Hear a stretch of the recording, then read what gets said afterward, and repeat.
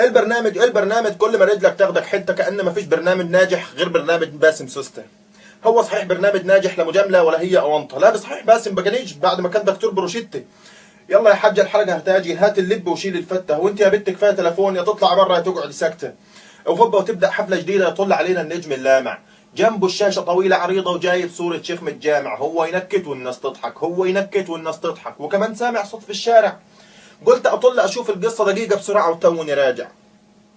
لقيت القهوه بتشغي بشر، ده يشرب ده يشرب سخن ده يشرب ساقع، وصوت الضحك بتاعهم ماسخ، صوت الضحك بتاعهم طالع. قلت يا ناس سبحان الله.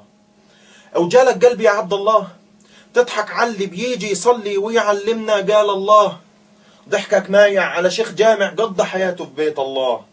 هو لا يقصد شيخ ولا منبر ولا كان قصده انه يهزر، قصده يكسر سور الهيبة اللي محوط دين الله.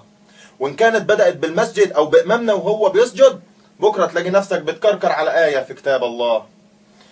بكرة تلاقي نفسك بتكركر على آية في كتاب الله.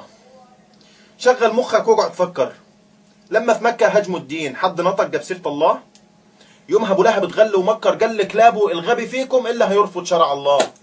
اوعوا تحاربوا الدين ذات نفسه، حاربوا محمد واكسروا نفسه هو واللي بيدعوا معاه. اقعدوا قولوا ساحر شاعر كله في شخص رسول الله، واما هتبهت صورته قصادهم مين راح يسمع فيهم منه؟ ردوا عليا يا خلق الله. جرجس قاعد يضحك جنبك طالب شاي للحج عويس، ما سألتش نفسك يا محمد يا اللي مسقط من التهييس، جرجس هيكون حاله ازاي لو كان بدل الشيخ قسيس؟ فاكر لما جريدة اتقفلت علشان قسيس كان غلطان؟ يومها الدنيا قامت قعدت والريس طلع فرمان، والاحكام في ساعتها ترنت حبسوا الناشر والجرنان. احكام قاسية وفوق العادة بس الحكام كانوا راضيين، او حيثيات الحكم بتاعهم ان القسيس رمز الدين. هم يغيروا على عقيدتهم واحنا يا ناس ما احناش فاهمين.